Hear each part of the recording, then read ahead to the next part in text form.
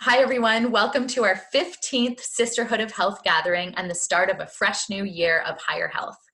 Today, we have a power lineup to help you power up for 2021. As you know, each month we speak to a relevant health theme. Our overarching goal is to help you feel connected, supported, and inspired for your best health. So a recap of our most recent meetings, if you want to catch up, and they're all posted on our YouTube channel. December, we spoke about releasing 2020. November, we discussed beating the winter November blahs, and which are still relevant now. And October, we spoke about hormones, PMS, and parenthood. Today, we are going to power up for higher health and build the foundations for your healthiest year ahead. Highlights of this meeting are our mindset expert, Janice Vanderwood, will specifically help us know where our energies are being unnecessarily drained, affecting our overall energetic potential, and how to release codependent thinking that may be holding you back. So what is codependent thinking? Janice will enlighten us about that. Movement-wise, our movement expert, Deanna Miconi, Pilates and Qigong instructor, will be covering core strength and postural alignment as the foundation for healthy active living, where movement is very important for your overall wellness. And Deanna teaches us a quick 5-minute morning routine you can easily incorporate into every morning for maximum results and beyond. And then micronutrients, I will be discussing my favorite morning nutrients and evening nutrients to help you balance out your circadian rhythm so that you can improve your overall vitality and energy and support your natural rhythms. So let's jump right in. Janice, I am excited to hear what you have to say and how you're going to guide us for this month in terms of powering up. Yeah, well, thank you so much for having me, Tara. It's always great to be here, and I was really excited about this topic for a couple of reasons. You know, when you first said powering up for 2021, my first thought and first reaction was, geez, okay, where is it that we're losing energy? Needing to get clear about, where our energies are being unnecessarily drained. And I started to think about that in my own life. And I know I always come out with a story, but I think it helps, it helps it become relevant to other people. And this has been a big one for me in this great reveal, right? I mean, 2020 has been the great reveal, certainly in the Vanderwood household, and lots of things have come to the surface, lots of great things. And one of the biggies for me was, really noticing that I was taking on and taking responsibility for others' feelings. And I was spending a lot of time and energy in trying to control. If I saw somebody in my family that was sad or doing something that I didn't approve of somehow, or something that was affecting me, there was a real, I recognized my thought patterns were just going round and around, and how much time and energy I was actually spending working out scenarios, cajoling, manipulating in a way, right? I mean, you think you're doing it for their highest good. But in actual fact, by me, thinking those thoughts and making suggestions where they weren't warranted, nobody was really asking. That was a huge energy waste for me, right? And really, the bottom line in that is why I was doing that was to make myself feel safe and less anxious. So and I realized, geez, that really is codependent behavior. Right? Really relying on somebody else's, actions and feelings to help regulate mine was like, wait a minute, that is such a huge drain and waste of energy. And But imagine we're all doing that. Like, oh yeah, you're right. Everyone in the household is doing that. How do you? Well, you're right, Tara. Like, I know, and especially for mothers and or females in general, we're given this nurturing role. We're expected to have this, and we do have that, right? but we have to realize what is actually ours, Mm. right? And by jumping in and worrying, it can be sort of identified as worrying about others, right? Where is that actually holding them back? What Mhm. does it feel like to be worried about? Yeah, it tends to be the mother, you're right, that takes all of that on, that Yeah. less so, yeah, they're maybe not looking at it that way, but No. we're so invested in everyone feeling good, doing well, and Yeah, exactly. And that comes from such a very sacred place, right? There's, in all of our histories, there's been little traumas, big traumas, the whole gamut. And maybe some of us really, adopted that role in order to feel safe, right? We will take on somebody else's anxiety, right? So if I look after that, I can keep myself safe too, right? But it doesn't help them. It actually holds them back, and it does create a resentment. mm, It truly creates a resentment eventually, because really what I realized, I have done all this for you. I have taken on the worry. I have suggested things that you're not taking on. I have done all this, and you still continue to, right? And the reason that it doesn't work is that it's not yours. mhm. It doesn't mean that you don't care for the person that your loved one that's close to you. It doesn't mean that at all. But are they asking? Are they asking for your support? And one of the things that you can do too is ask them if they would like support instead of this unsolicited advice. And how does that relate to powering down, right? Where are we doing that unnecessarily? Where are we taking on those responsibilities that are not ours, right? So I have an example that's coming to mind as you're saying that, and I want us to chat about this, and Deanna, you to share too, to apply that. Yeah, So tell me what you think of this. yeah, Um, and I think this is a little bit reverse in that it's me who should have asked or could have asked for support. yeah, Um, so, as you know, my daughter is 20 months old. Sleep is an issue in our household, in any toddler household, maybe. We never did the core sleep training, but now it's getting time. We have to do it because I am literally up every night. I've taken that responsibility on for me, for us, for our family, that I'm the one that does that in the night. And it's been fine, and I actually have enjoyed doing it. But I never asked for my partner to help until recently, where I had just a really long day of many, of where I actually started my day at 7 a.m. for a meeting and then went to work from there. So it was work, work, work, starting from 7 a.m. Then I get home at 7 p.m.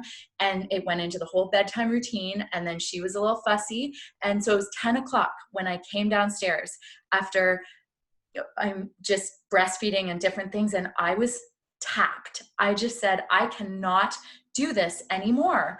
And that sort of led to my partner looking into sleep training and setting up the interviews and doing that. And last night, he's now taken ownership that he goes in if she's crying. So he knows I need my sleep and he'll go in. He never did this for 2 years, almost, well, a year and a half, until yeah, recently that I asked, I said, I can't do this anymore.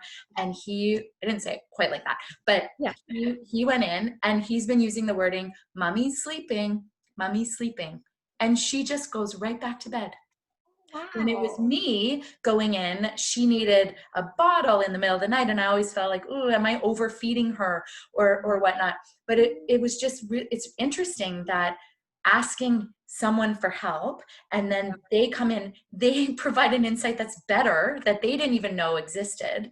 Yeah. And so to me, that's codependent, but trying to go at it alone. And then really it's better with both of us doing it. Does that make Yeah. sense? Makes total sense. You gave a brilliant example, right? Because somewhere maybe, and I don't know this, Tara, but somewhere maybe as a little girl, right, your needs, right, may not have been met, right, when you asked for what you wanted, right? So Mm. then our little nervous systems just will avoid that, or can avoid that at all costs, right? Mm-hmm. It's too risky.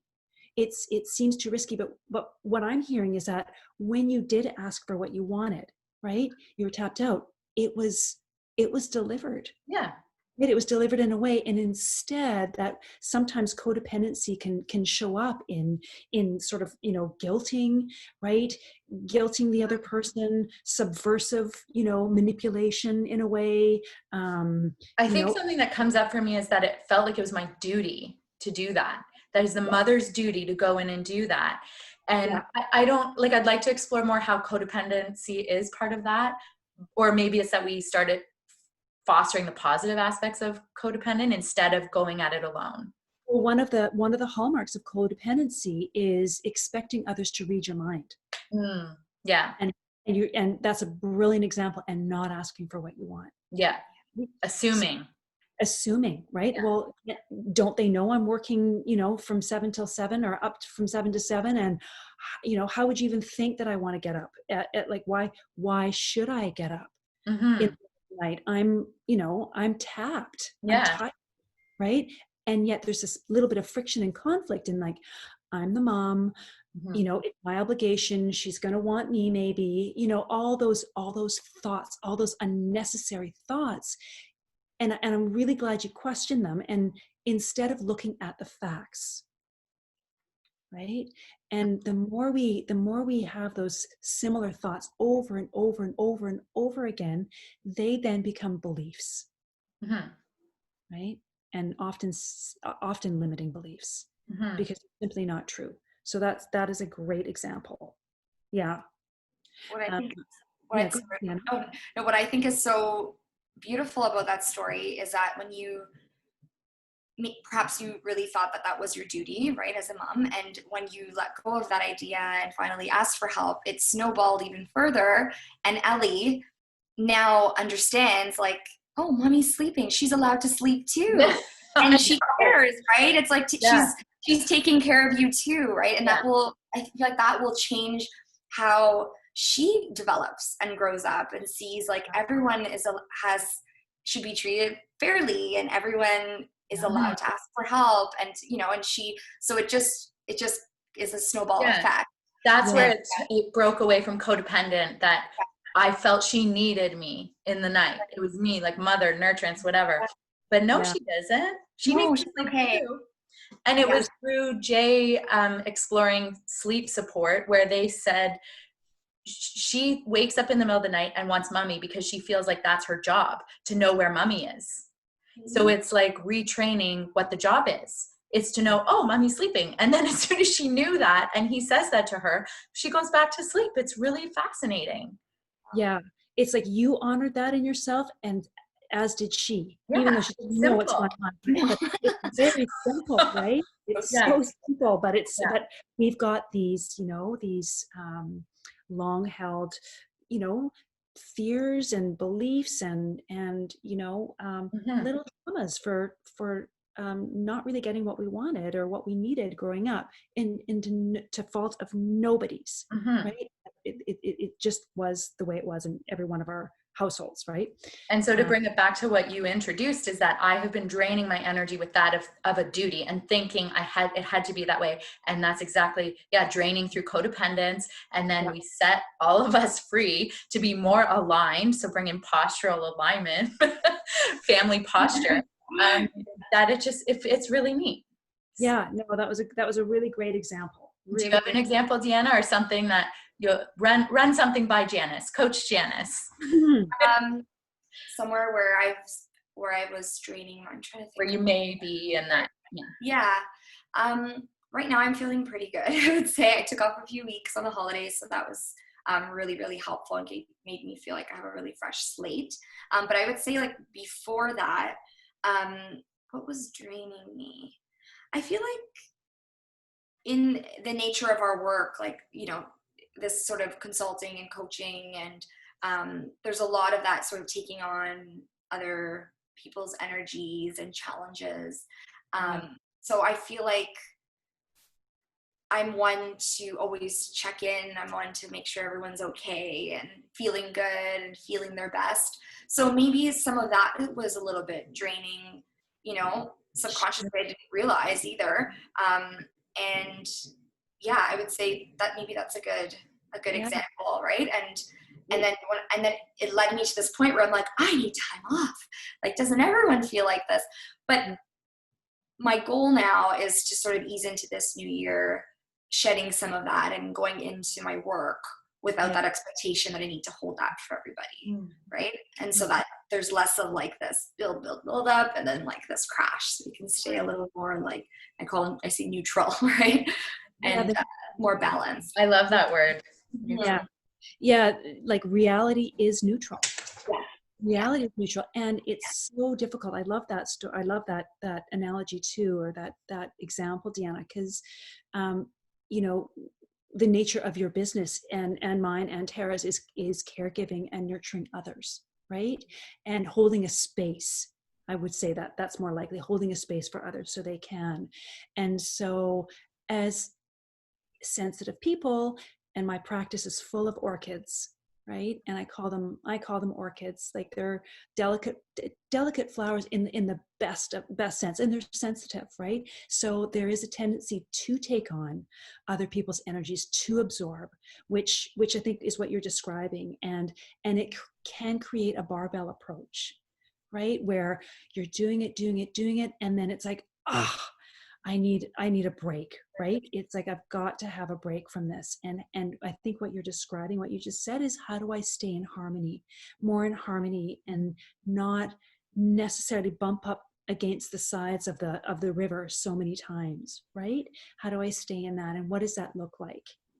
And maybe that's, you know, like you're gonna speak about your, you know, the body and ways to nourish your nervous system, and I think that is a way to really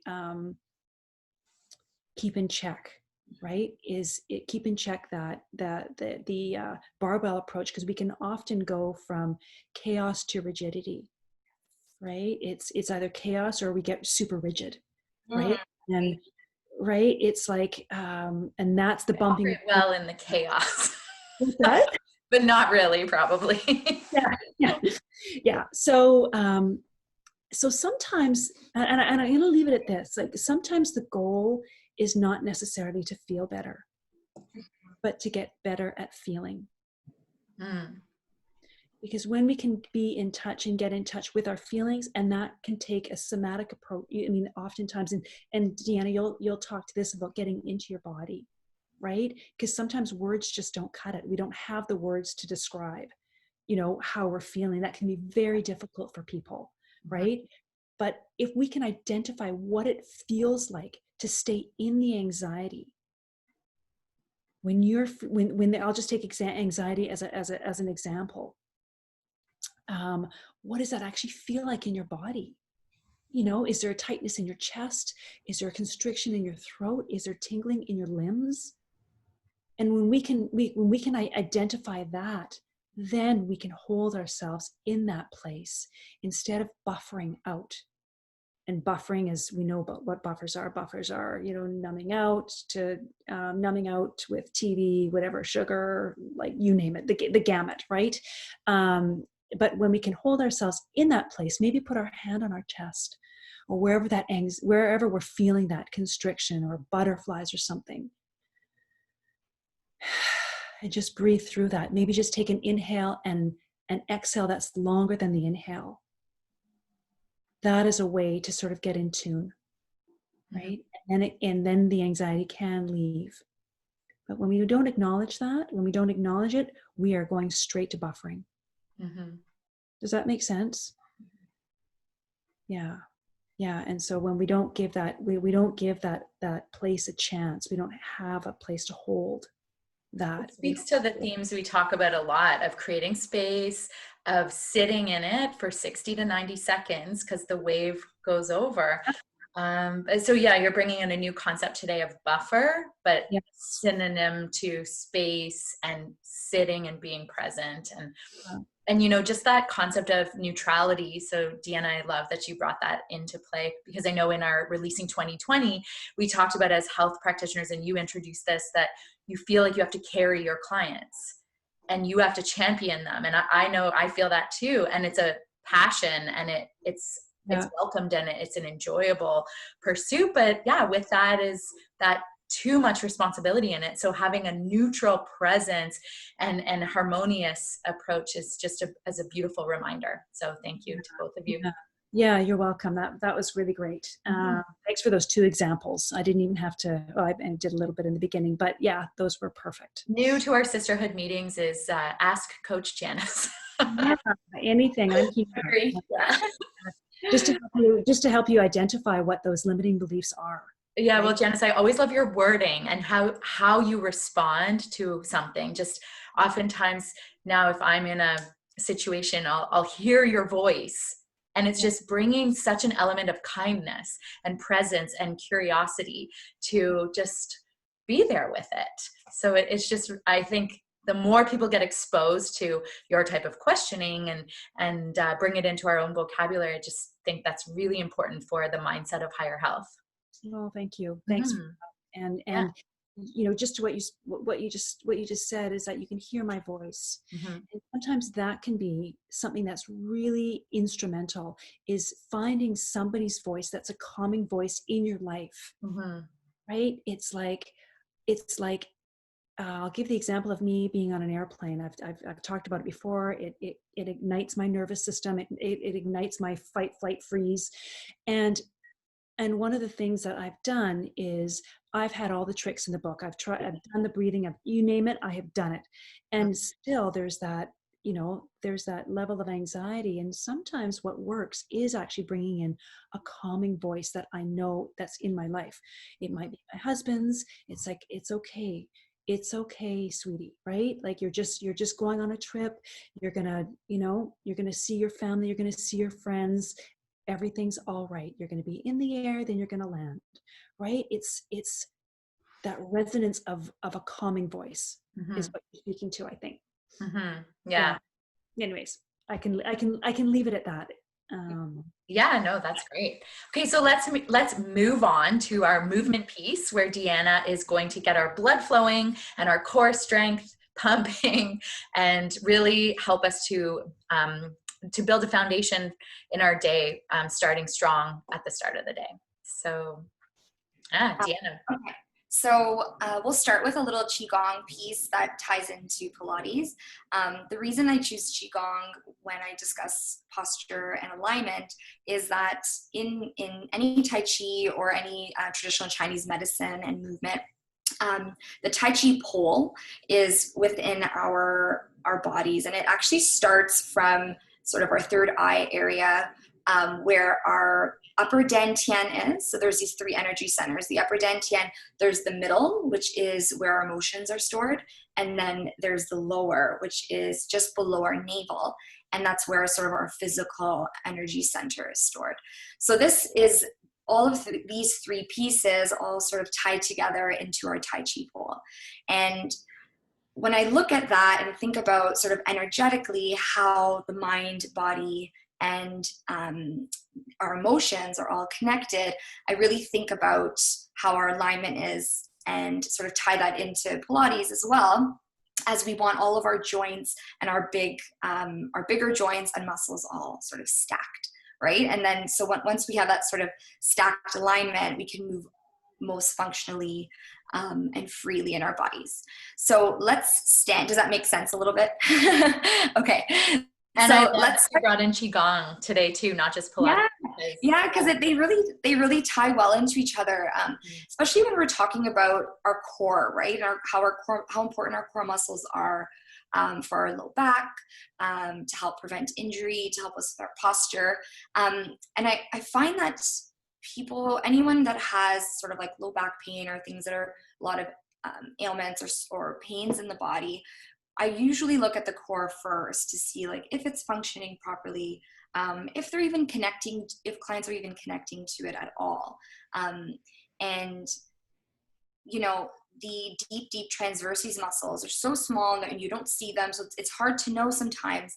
And a lot of clients, like, especially now going into the new year, like I'll get sort of DMs that just say like, I have no core, help me. I have no core. And it's like, if you didn't have a core, you wouldn't be breathing basically. So it's not about that you don't have them. It's just you haven't connected to them yet. And I really like how that sort of ties in with Janice, what you were saying about connecting deeper and feeling deeper, because all of these things are accessible in our bodies.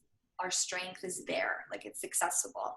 We just need to kind of connect to it and be friends with it and it'll guide us. So that's my mantra for the new year, is leading through our lives and stepping into sort of our best selves and our true selves. And I think that really starts with our posture. Right? How we carry ourselves throughout our day. So let's stand, and I will just going to move everything aside. So this is a 5-minute little workout that you can do every single morning, just to get your joints kind of loosened up and your core muscles active.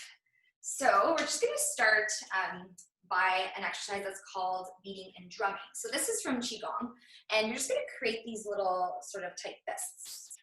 Okay, and we're just going to start to sort of beat down the body. So it's just this like sort of direct pressure, tap down the front side of our body first. I love that.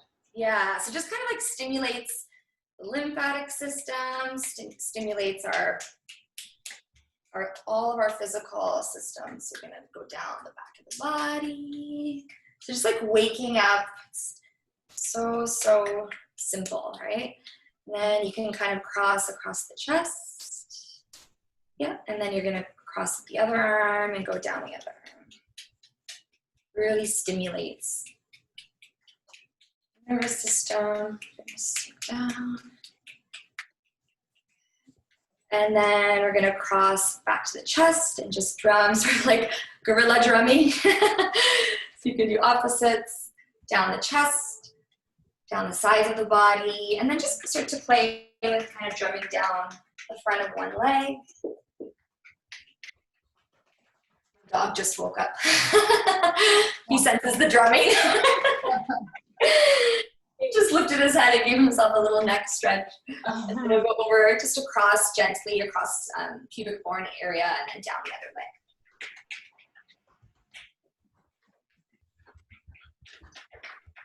Good. Just noticing, not judging, but noticing if there's any sort of tightness or soreness or fatigue or anything going on. And this is a nice place to kind of to drum, is right in the hips.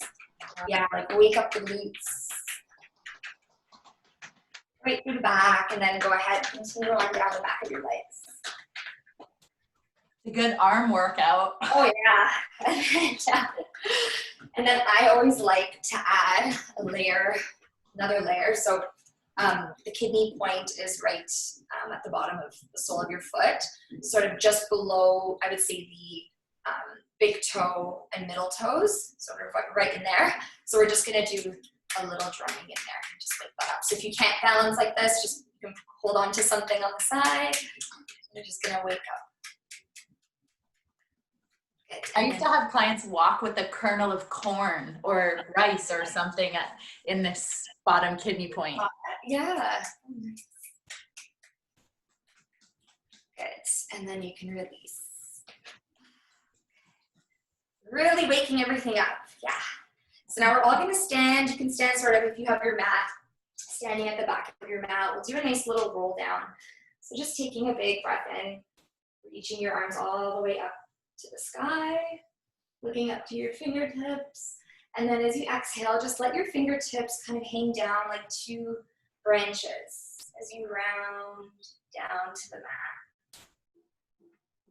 And just soften your knees as much as you need here. Let your head fall. You close your eyes or keep your gaze at your fingertips. Take a breath in. And roll back up. Good. Send the arms down, settling the energy. We'll do that again. Breathing in, reaching up, and exhale. Around your back. Now just hanging down, let your head go, let your neck release. You can shake your head out side to side. And then can you start to sense that little area just below your belly button? Can you think of lifting that all the way up and in, zipping up as you roll back up. Good. And last one, breathing in. Lifting up. Exhaling, scooping forward. As you round over your legs, can you imagine a big beach ball between your arms and legs? Good. Staying lifted through your belly. Head is heavy. And then from here, we're just going to anchor our hands down into the mat and then crawl forward until we're up in 4-point kneel, right at our hands and knees. From here, keep scooping your low belly in, round, and lift up your back to the sky. Take a breath. In a cat stretch, exhale, release your tailbone back and opening up your chest. Just imagining the spine moving like a wave. Nice and fluid, rounding in and extending forward.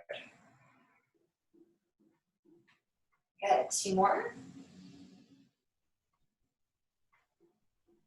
Good, just exploring all the vertebrae through your spine, just noticing which might move a little easier. Maybe some are kind of feel like they're stuck together. So if you want to hold a specific area where they might feel stuck or held, invite yourself to go there. Good. And then from there, just flatten out your spine, look down to the mat. Okay. So we're all going to take our right hand to our low belly, so just below your belly button. Again, if you can balance there. If not, just keep both hands down. So we're going to be really connecting to our deep transverses muscles here. So again, it's those muscles that we don't see, right? Our deep core stabilizers. So as you breathe in, can you just let your low belly go? Just imagine the belly kind of falling all the way to the mat. Good. You can. I always think about like relax your gut, relax your stomach, relax your intestines, and relax everything. Let it draw. And as you exhale, can you zipper those muscles back up and in? Almost as if they're zippering up towards your spine. And we'll do that again. Breathing in. Let the belly fall without letting the spine fall. And then exhale. Zip them back up and in. Okay, do that a few more times.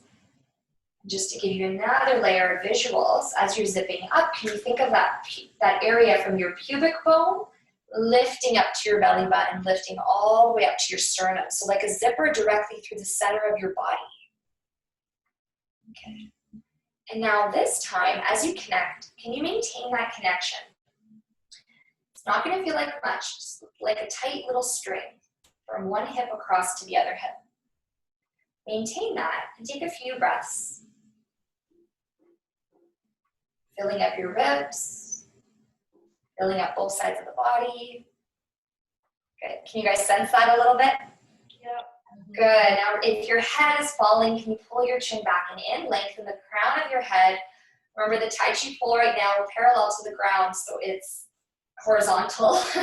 So just think about all 3 systems, right from your forehead, right from your mind, from your heart, from your stomach, all in one long line. And maintain that, curling your toes under, and just find a little hover. Maybe a millimeter off the mat, maybe an inch off the mat. Keep breathing, keeping the pull long, keeping the spine long.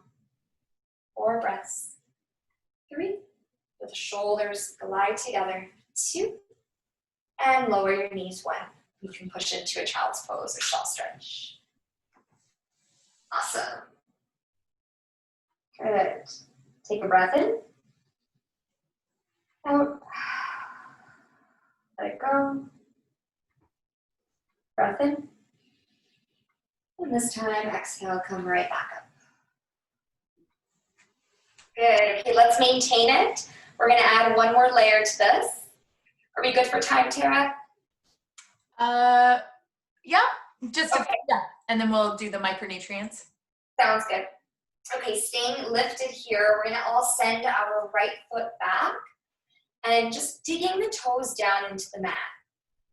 Okay, so we're in this sort of like 3-point kneel here. Right toes are digging in the mat. I want you to find a nice squeeze in the right glute, and then take your left hand to your forehead. So back of the hand. Feeling long through the right shoulder, you're just gonna twist and open up the ribs to the left, and then bring them back to center. So I love this because in the morning we can often feel tight in our upper backs, especially in our necks. So let's just give us a really nice functional rotation. So try to lead from your upper back as you twist. Definitely feel the core. You feel that? Good. Yeah. Keep the right glute engaged. Keep the core engaged. And just do 2 more. Twist and open. Good. So remember our side muscles in our core are our obliques, right? And they take care of this rotational movement. So do last one. And come back in. And switch. Left foot, dig into the mat. I know you can take a breath if you need, take a break. You can also roll up the front edge of your mat if you ever need. And as I'm rotating, I'm kind of driving a little further down into the mat with my supporting arm and supporting shoulder. So rooting my left palm and fingertips and growing tall through my shoulders, lifting up. Awesome. Last one. Good, steady flow of breath. Lower your hands, stay here. Curl the toes under and sink all the way back. Let's go to a nice elephant position, downward dog. Good, and just walk it out here. You can lower one heel and then switch, pedaling it out. Keeping the core engaged. We're gonna really slowly walk our hands back, 4 walks to our feet. Keeping low belly zipped up and in. 2, 1, and then just let your head fall again, just like the beginning. Take a breath. Now maintaining that core connection, can you roll all the way up without letting your arms touch your legs? So you're rolling up through center, reach your arms all the way overhead. Let's just do that one more time, rounding forward, keeping that beach ball or that maybe Tai Chi ball in between our arms and legs.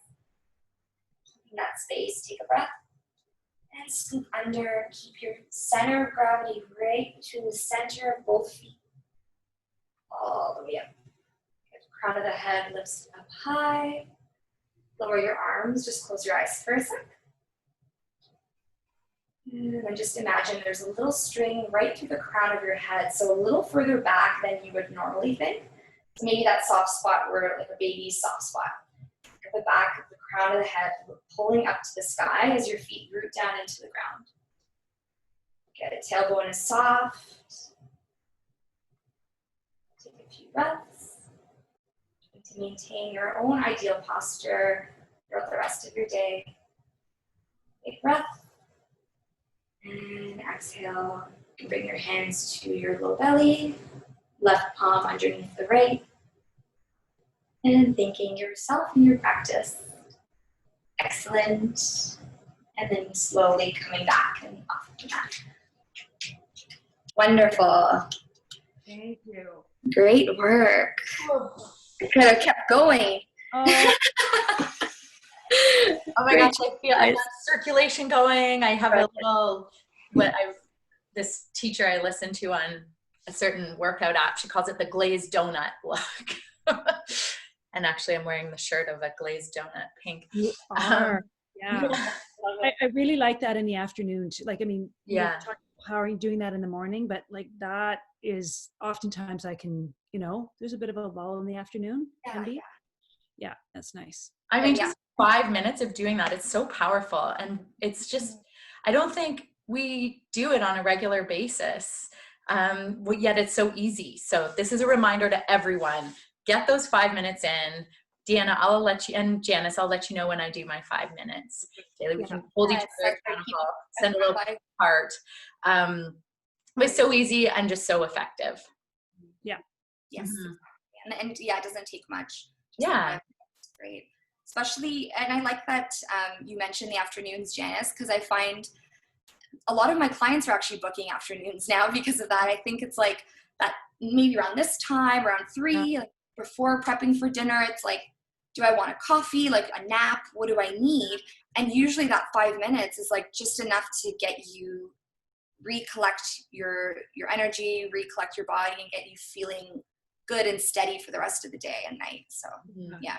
You know, I find it's a good in between. It's sort of in between a meditation and a walk outside. It's like you're moving, but you're also really breathing deeply and being present. Yeah. Yeah, exactly. Awesome. Okay, so to finish off with, I wanted to share, well, before we each share our number 1 tip to focus on for January. So the micronutrient component of this theme of powering up, and I'm incorporating powering down too, in line with what both of you have spoken about, is what micronutrients to take in the morning and which ones to take in the evening.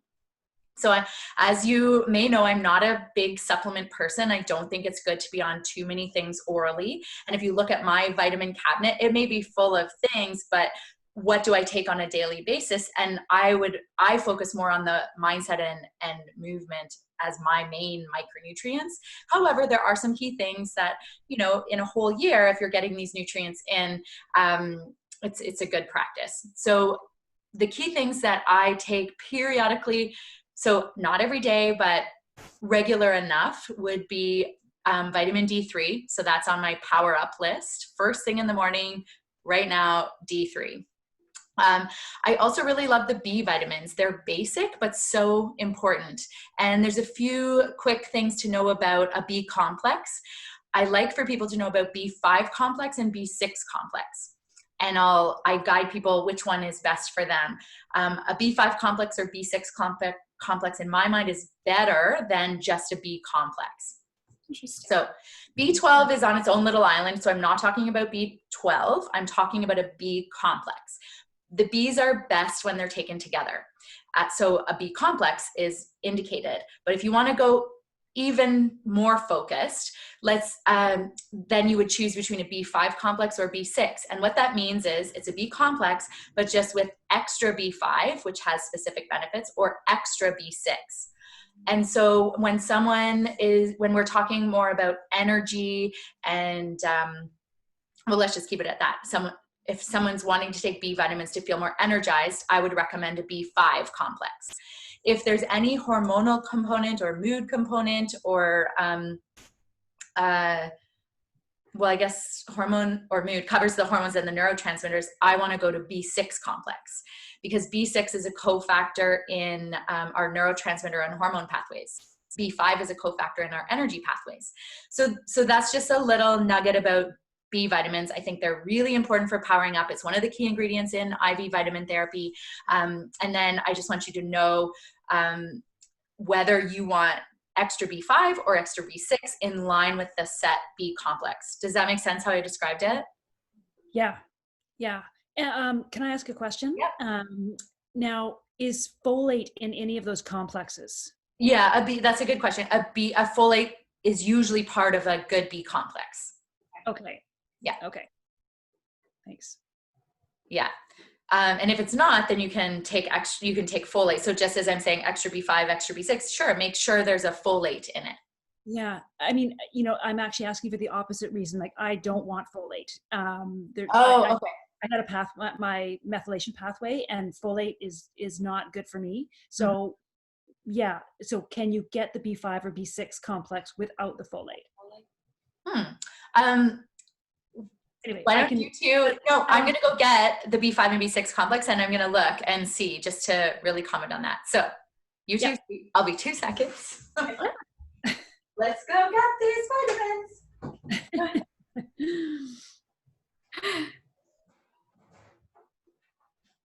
So what's your favorite sort of movement? What's your movement of choice? Yeah, like when you're... Right now, it is a go-between, I mean, I love walking, but the Peloton right now. Oh, good for you. Loving. That's the best purchase we made. Yeah. The whole thing. I've heard such amazing things. That's awesome. Are you taking advantage of all the other classes? You know what? I've done a little bit of the meditations, but it's in a place right now where it's not set up like where I can have a mat and like it's sort of, yeah. Yeah, you're there for the bike, basically. Yeah. Yeah, I'm doing the bike and I'm doing Right. some arm stuff Good. and been complementing that with yoga. Awesome. So, Nice. and my Ashtanga practice, but it's whatever I feel like. And it's a good intensity too. I know you can kind of up it or power up or power down on it. Yeah. Peloton power. Good. That's awesome. I love the non-bike part of that app. So good. And apparently the stretching component is amazing. Haven't tried that one yet. Okay, so folate is in all of the B vitamins, like a B complex. So I will actually research that to know what I would, well, I guess I just wouldn't go B vitamins. Yeah, like I take a B6 just on its own, but it's because it doesn't have folate in it. But yeah, that would be interesting to find out. Because B6 does support methylation as well, but a little bit different. And so are you wary about B12 as well? No, not necessarily. I don't take it because I eat, I eat everything. No, in terms of taking it orally because of that same methylation issue. Yeah, no, I haven't been actually. I haven't been. Maybe because that's a really good topic to delve into further is methylation. Anybody who does the IV, and it's rare to be sensitive to it, but every so often some people are, and it highlights to me there's a methylation issue. So it's usually when we put the B12 in at the end that they may notice that, but the actual treatment to improve methylation is B12, methylated B12. I see. And I've had IVs and I have not had any reaction. Okay. So yeah. Interesting. So, okay. So great question. And methylation is a very important topic that comes up a lot in visits. And so for powering up vitamin D, your B vitamins, and just note whether you want to focus on energy or hormone or neurotransmitter additional support. And that would be taking a B5 complex or B6 complex. Vitamin C, I just really love. Of course, I love it more so in the IV, but through this pandemic, I have come to appreciate more so the benefit of oral vitamin C.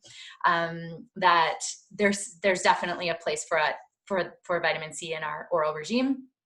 And I also really like zinc as a morning supplement, provided you're eating enough. So you'll get a stomach ache if you're taking minerals without enough food.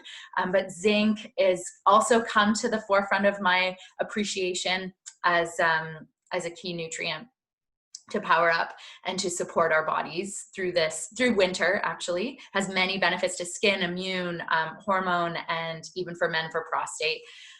So zinc is one of my favorites right now, and absolutely 100% an omega-3. We need fat in the winter months. We get a lot of omega-6 in our standard diet. Get omega-9 through a good olive oil, but we need more omega-3 for that anti-inflammatory action and for brain health, skin health, energy, cardiovascular, everything. So those are my power up basics. And then my power down, I think without question, we can all say magnesium. It's just my favorite mineral. And I have talked about in the past, whether you take a bisglycinate form, a citrate form, or a threonate form. So if you're looking for more mind calming and additional sleep support, I would go the magnesium threonate. It crosses the blood-brain barrier to have more of that calming effect on our nervous system. But absolutely, musculoskeletal helps to calm as well. So magnesium bisglycinate supports our musculoskeletal system and can calm your nervous system as well. And threonate can be pricey, so the magnesium bisglycinate is a good standard. And citrate is often recommended for constipation, although I prefer bisglycinate for that as well. I just think it treats an overall underlying magnesium deficiency. Other power down nutrients, I love melatonin. Some people don't respond well to it. So if you have dreams or I don't know, you feel groggy the next day, then melatonin is not the right thing for you. But most people do well with melatonin. And so personally, I keep it on my bedside, and I take a few sprays at night, and it just helps to support your antioxidant and your circadian rhythm, antioxidant cycle and your circadian cycle for a better sleep, waking more refreshed. And then GABA is also part of my power down routine. So if you're sensitive to melatonin or you feel groggy with it, GABA is the best next one, or vice versa. And which leads me into all of us sharing our number one tip for the month. And for me, it's light therapy, because light therapy ignites this power up, power down action, our circadian rhythm cycle. So I find through this time period, people aren't getting outside until the afternoon, which is unfortunate, unless you have a pet and then you get out. But my number one recommendation that's coming up in consultations is get outside first thing in the morning, even if it's just for a minute, because you're going to set your circadian rhythm and cycle. So who wants to share their tip next? Their number one. I can go. Hey, Janice, yeah. Is it fact or is it a thought? Right? I want you to get curious about when you do have these thoughts, or you're going down a rabbit hole or something, you're spinning, you're in your monkey brain, if you're ruminating on something, is it fact or is it a thought? Right? And when it is a thought, right? When we recognize that it is a thought, thoughts can be changed, right? If we're dealing with, I love that neutrality, right? Again, Deanna, you brought that up. Facts are neutral, right? Reality is neutral. Okay. So when we're dealing in reality, there's no charge to it. Right? So I want you to get curious about, is it fact or is it a thought? That's great. Yeah. I like that. And Deanna. So mine is keep your core strong, focus on your posture, focus on your alignment in a really healthy way, breathe. And for me, I think this was a perfect time to have this discussion, because this is the new year. And I know that this is something I'd want to talk about, is goal setting. And everyone's sort of talking about their goals or 2021 goals. And now it would be amazing if everyone included their core strength and working on their posture and alignment in their goals. And I'm all for goals. I think that when they're approached with a healthy mindset, they're awesome, and they can really keep us accountable. They give us sort of measurable results. And in a lot of cases, they keep us focused and motivated, right? But I want participants to remember that there is no race. So unless you're entering a bodybuilding competition next week, which you wouldn't be this late in the game, your health and your body and your results are not a marathon. And I learned this from experience. Our bodies react the best when we're moving mindfully, sort of more deliberately, and not necessarily carefully, but with love and with grace.